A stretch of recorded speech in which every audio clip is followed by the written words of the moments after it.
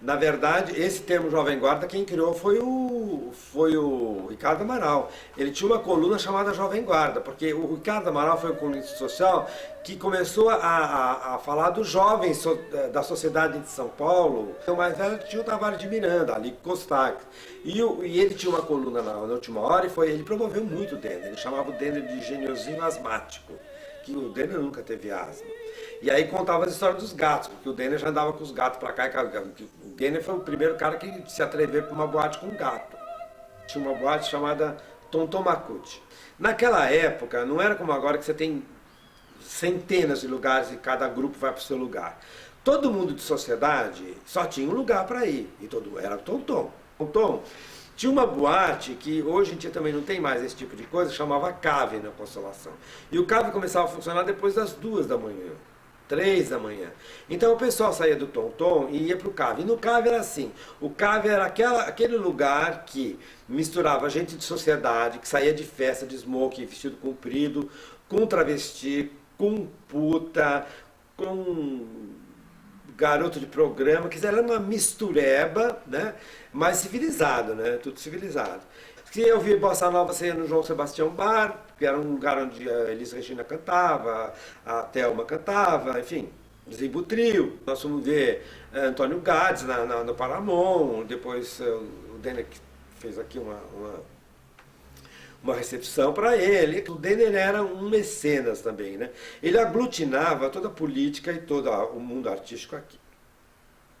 Aqui eu conheci Elis Regina, aqui eu conheci Roberto Carlos, aqui eu conheci Erasmo Carlos, aqui eu conheci Ronivon, aqui eu conheci Wanderlei, aqui eu conheci todo mundo que era estrela nessa época. Aqui eu conheci Aracide Almeida, que é o outro lado, aqui eu conheci a Ângela Maria, aqui eu conheci o Peri Ribeiro, aqui eu conheci, enfim, todo mundo vinha aqui.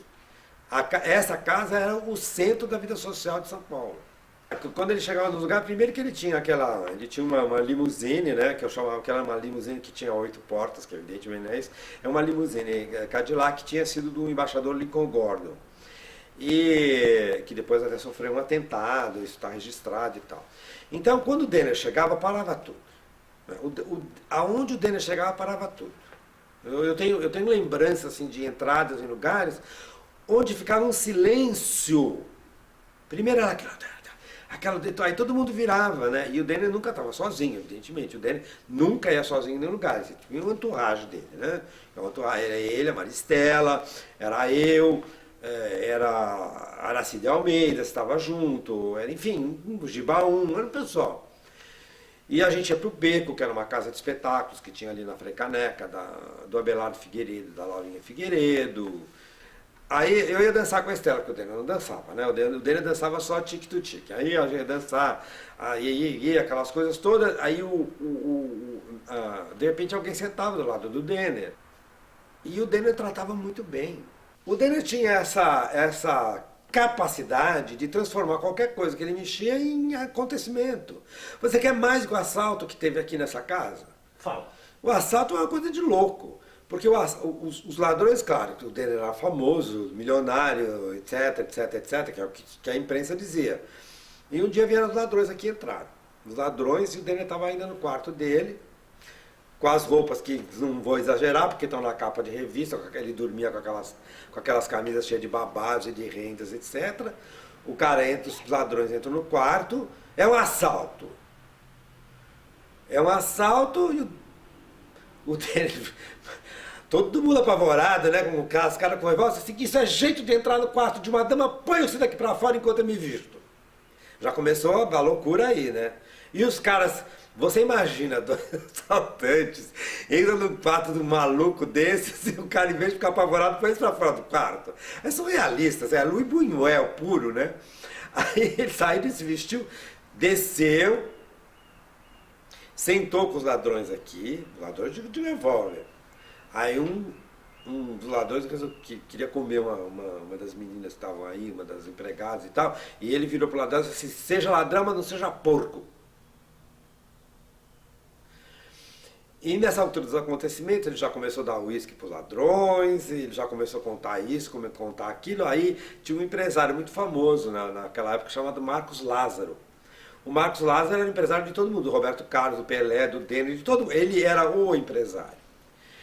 Aí os caras pediram não sei quanto por dele, ele disse assim, olha, o Marcos Lázaro me deve 1 milhão, por exemplo. Estou falando numa cifra, tá?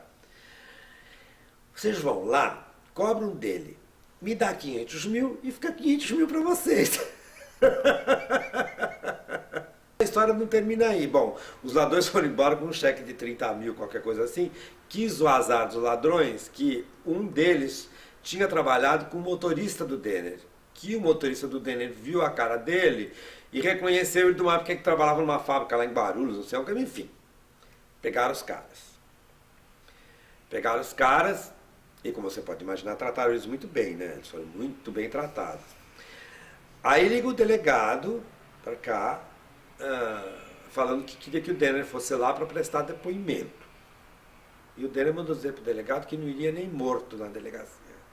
E o delegado manda uma outra resposta dizendo que ele ia ser conduzido sob vara, o que já é uma coisa cômica, né? O Denner ser conduzido sob vara. Aí o Denner, quando ouve isso aí, ele pega o telefone e liga para a dona Maria do Carmo de Abreu Sodré, que era simplesmente cliente dele, madrinha de casamento dele e mulher do governador do estado na época, que era o Abreu Sodré. Aí o cara liga pro secretário de Abreu Sodré, pô, que viado, agora vem me enchendo o saco. A mulher me enchendo o saco. Eu fiquei imaginando qual é a reação do cara, né? Isso sou eu que tô falando, assim. Liga pro secretário de segurança e fala pra essa porra desse delegado ir lá com a máquina de escrever, porque era a máquina de escrever, aquelas Remington ainda, né? Com a máquina de escrever, com o escrivão, com todo mundo, vão pra casa dele tomar o depoimento dele lá. Você imagina como o delegado ficou feliz. Chega o delegado, chega o escrivão, e chega a mídia, porque o Denner já liga para ela, Terese, que está acontecendo isso, liga para última hora, Ricardo Amaral, está acontecendo isso. Aí, quando chegou a polícia aqui, a casa já estava infestada de imprensa. Aí o delegado, de um mau humor assim, cão,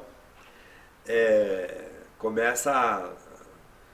Centro, né? O Pierre de luvas, aquela coisa toda assim, aquela entorragem, tá? Aí o cara, espera, e o cara já tava com ódio dele. Aí os dois ladrões, tudo fodido, eu tinha apanhado, inchado, arrebentado, olho vermelho, aquelas coisas de delegacia, né? E deve ter apanhado mais do caminho, o ódio do delegado de ter que se curvar, esse tipo de coisa, né? Aí finalmente desce o Denner, que não é, a casa não é como é agora, ela tinha uma escadaria que dava direto na hall de entrada. Desce o Denner como? Com o rabo de chambre, todo debruado de pele branca, cheio de vaselina na olheira, que ele passava, vaselina da olheira. Ele desce e o delegado ainda cai na besteira de falar para ele assim, isso é jeito de receber uma autoridade? Aí o dele botou a mão no cinto e falou assim, o senhor queria que eu recebesse o senhor como, de taierzinho? Aí quando ele viu os ladrões, ele chamou os empregados e falou assim, para dar comida, para dar bebida para os ladrões, limpar os ladrões, passar remédio nos ladrões, não sabe o que foi. Os ladrões saíram daqui beijando a mão dele.